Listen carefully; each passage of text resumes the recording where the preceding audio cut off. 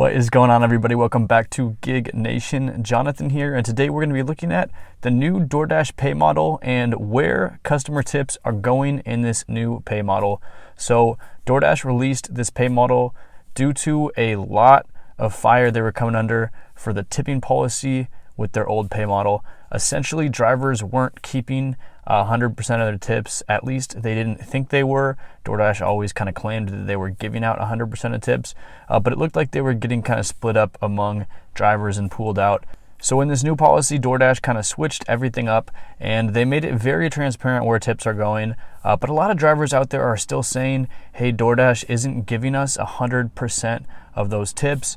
They still think DoorDash is taking them. So I wanted to make this video and kind of just clarify where my stance is on this, where we're actually at with tips in this current new payout policy. And I'm going to kind of test the app and go through it from a customer's perspective. I'm actually going to order some food here in a minute and then show you guys what that looks like to kind of clear up a few of the things I've been seeing, because I've been getting these comments on some of my videos from customers saying, hey, I got a 99-cent tip or a 1-cent tip or a 57-cent tip, and that's weird. No normal person tips that much. Obviously, DoorDash is taking a cut, and that's really the bulk of it. People are kind of just outraged by these weird looking tips. So I decided to go in the app and actually order some food myself. So I'm going to pull up exactly what that order screen looked like. So I'm ordering from a place that I love to eat at, Beyond the Bowl. It's a poke restaurant up here in North Seattle, and they've got really tasty food. So I'm going to go ahead and do that. Now, I've actually got a couple credits because I referred some friends to DoorDash. So most of this meal is going to be free. The way that works is my tip, actually, I pay for out of my own pocket, but everything else is kind of covered. And so what I'm going to do here is once I find that food, once I select the food that I'm getting, and I'm just going to order a bowl from them, then I'm going to go through the app, look at the tip, and then add on a couple of different amounts and kind of fiddle around with it because there's a ton of different options that you can select from. You can, just go with the recommended tip, which is $3, or you can change that up. You can tip $0 if you want to.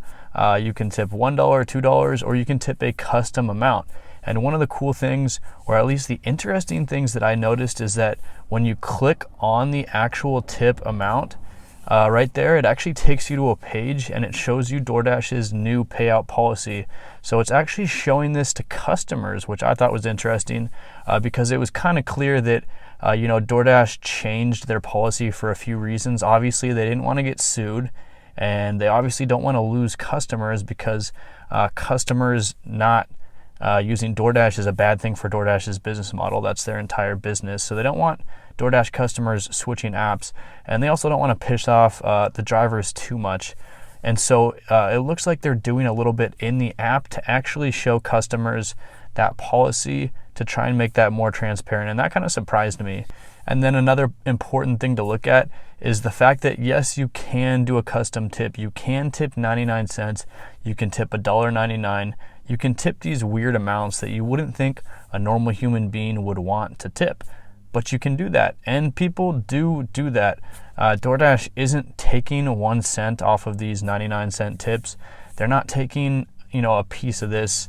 That's just the way that the tipping structure is laid out, and sometimes people put in weird amounts. That's just the way it goes. Now, if you've seen my past videos, you know that if I don't agree with something DoorDash is doing or how something works, that I'm very clear about that. I don't really hold anything back, but I do, in this circumstance, actually think that DoorDash is giving their drivers all of their tips now. They don't want a lawsuit. They don't want to lose more customers. This is a very big issue for them, and for them to kind of go back and say that they made tips transparent and then not be transparent and take more tips could get them into a tremendous amount of trouble. They would lose a ton of customers. They would not be able to win any lawsuits. It would be hugely detrimental to their business. So, obviously they are giving drivers 100% of their tips now. And so here's the part of this that kind of has to do with strategy for drivers. As you can see, that's the tipping option before you place the order. Now, after you place the order, a screen pops up where you can give a star rating of the driver and the restaurant, obviously, but there's no clear option or prompt to tip after the delivery. Now, when the new payout model kind of came out, DoorDash said, customers will be able to tip for 24 hours after the delivery.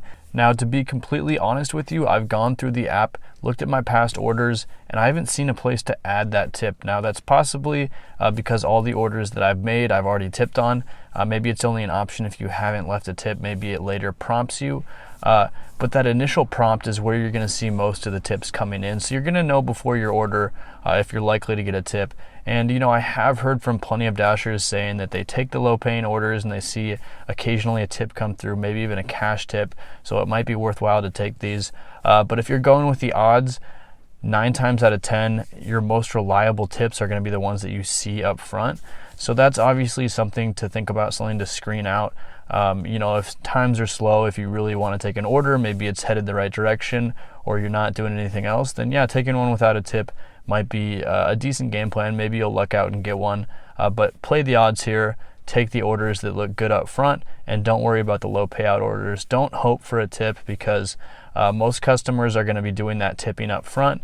So don't be overly optimistic here. Now, feel free to disagree with me on that. Obviously, everyone has their own strategy, but personally, I just like to play the best odds that I can get so that I'm not wasting my time taking orders that aren't actually going to be worth my time. Now, if you enjoyed this video, make sure to hit that like button and subscribe to the channel for all of the latest gig economy updates. And let me know what your experience is. If you really still think that DoorDash is taking tips, leave a comment down below. I'd love to hear that. And let me know why, because it seems pretty clear to me that DoorDash is paying everything out. I've talked to Dashers after they drop off the food. They confirm that they've gotten that tip. So I have no reason here to be skeptical, but that doesn't mean that I'm 100% right. So go ahead, leave a comment down below, get a conversation going, because I love to always hear your input.